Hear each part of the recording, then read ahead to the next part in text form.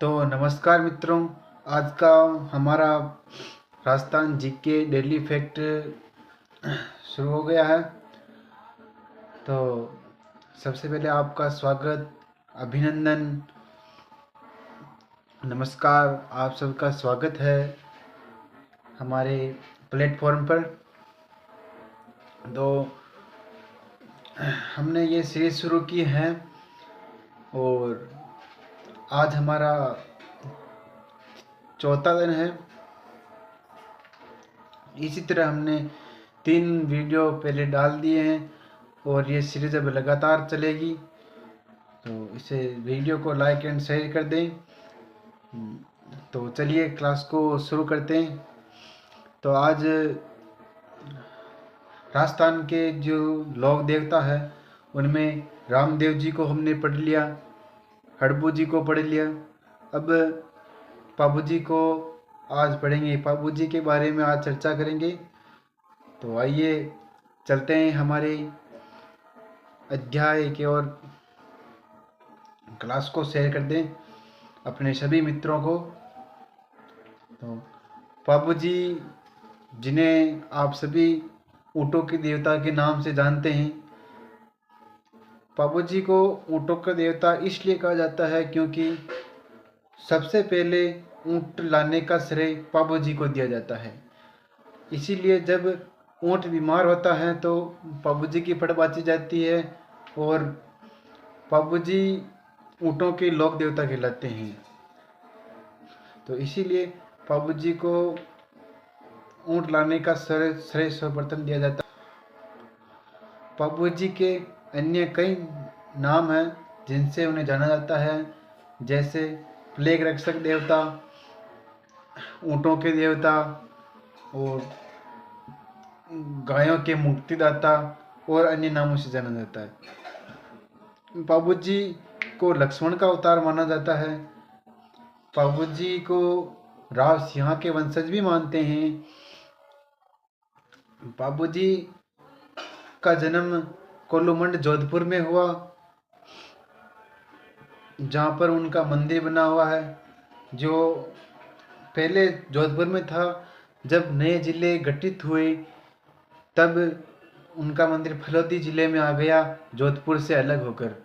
तो अब उनका मंदिर कोलुमंड गांव फलोदी में स्थित है।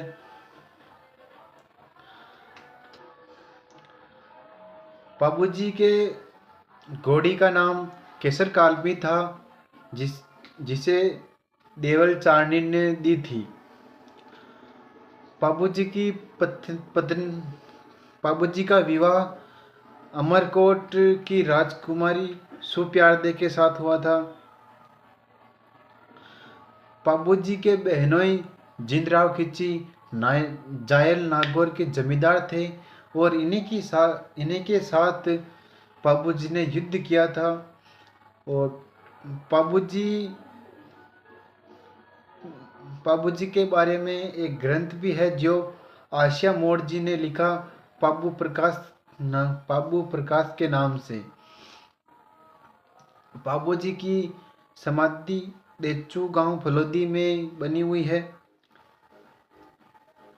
मेहर जाति के मुसलमान पाबू जी को अपना पीर मानकर पूजते हैं। नायका जो थोड़ी जाति होती है और रेबारी जो रायका जाति होती है, यह पाबू जी को अपना आराध्य देव मानकर पूजती हैं।